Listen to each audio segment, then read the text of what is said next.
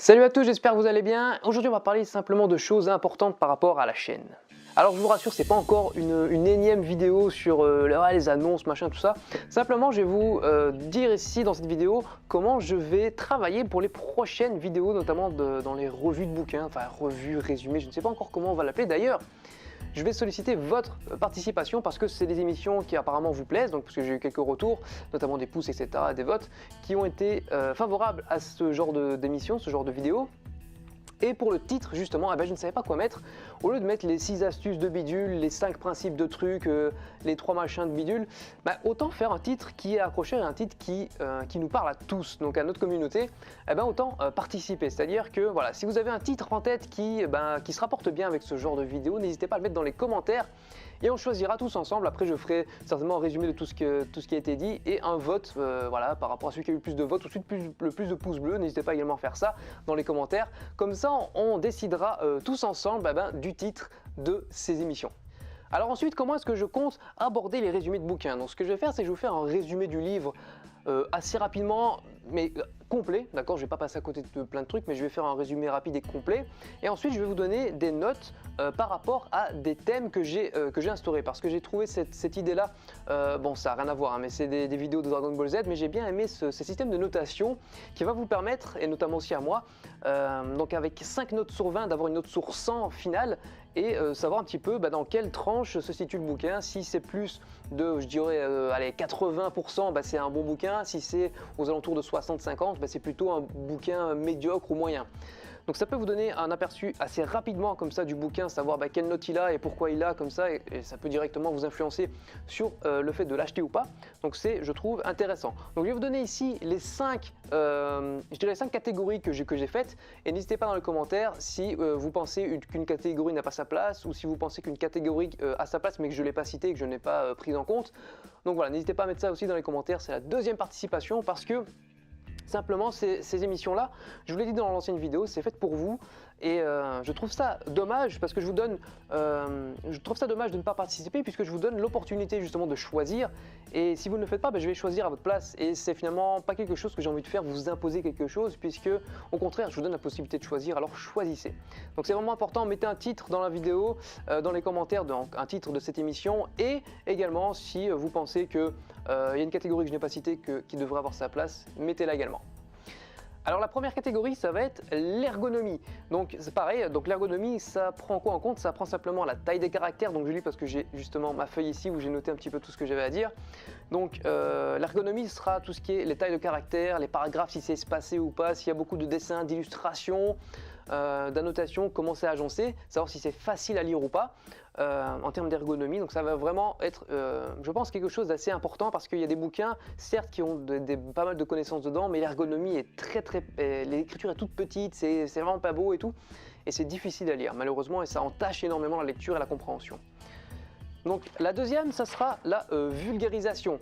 Donc est-ce que le savoir qui a été inculqué, le savoir qui est donné, qui est délivré dans ces bouquins est facile à comprendre ou pas? Ou alors il faut du jargon? Est-ce qu'il y a beaucoup de trucs techniques, beaucoup de mots techniques à savoir? Est-ce qu'il faut un bagage avant pour pouvoir appréhender ce bouquin ou pas?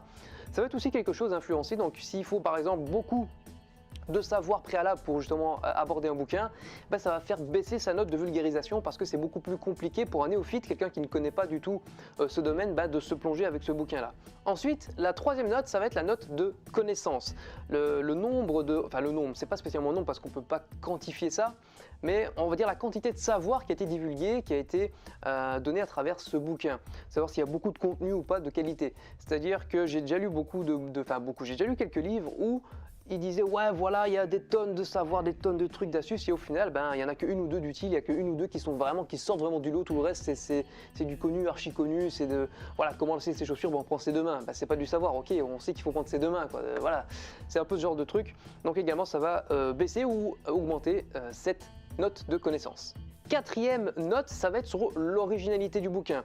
Et par originalité, je parle également en fait la différence qu'il y a de ce bouquin avec ses concurrents de d'autres livres dans le même domaine. Donc ça peut être le titre, qui peut être vraiment accrocheur ou qui peut être vraiment original, ou alors simplement la couverture, comme par exemple Les idées qui collent, il y a une couverture assez bizarre dessus, exprès justement pour se démarquer, ou l'angle que prend l'auteur ou les auteurs par rapport au sujet qu'ils abordent, quoi. Donc voilà, ça va être l'originalité globale du bouquin.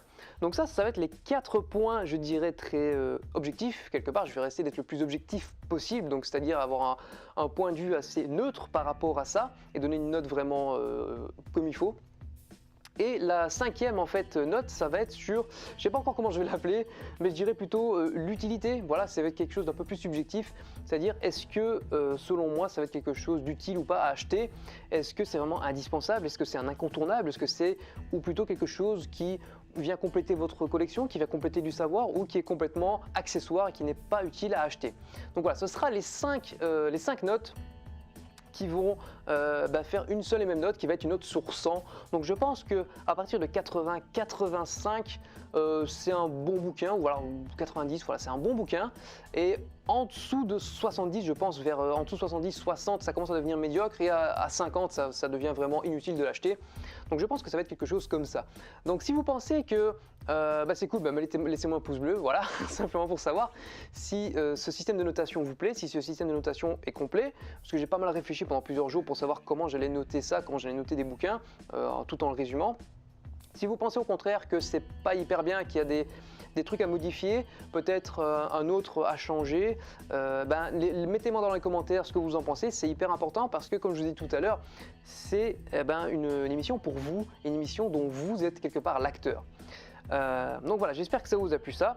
Maintenant on va passer directement aux 3 bouquins qui vont arriver sur la chaîne, les 3 résumés de bouquins que je vais faire sur la chaîne par rapport à ces critères là, sauf si j'ai eu des contre-indications de votre part ou des commentaires par rapport à ça entre temps.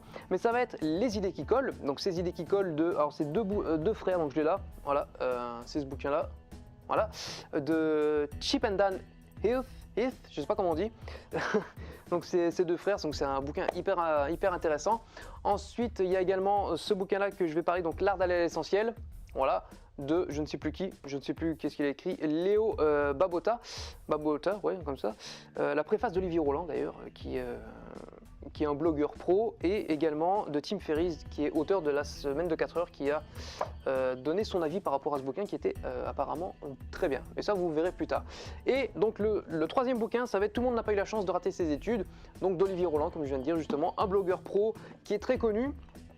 Donc ça va être les 3 bouquins que je vais vous résumer avec ces critères-là que je vous ai présentés. J'espère que ça vous plaît, et j'aimerais également incorporer un dernier concept, et dites-moi dans les commentaires si ça vous plaît.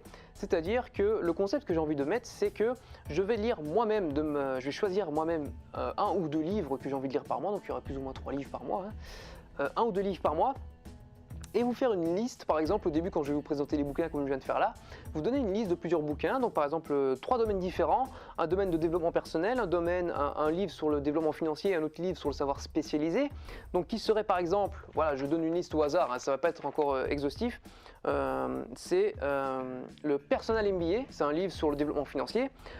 Croyez-moi, je vous mens, qui est un savoir spécialisé qui est sur la manipulation des médias, et le pouvoir de l'intention qui est plus développement personnel. Donc n'hésitez pas à me dire également si ce concept vous plaît, de vous présenter 3 bouquins et que vous voteriez, que vous allez mettre un vote, voilà, sur le bouquin qui vous intéresse, le bouquin que vous avez envie que je lise, et que je vous donne le résumé par rapport également à ce système de notation.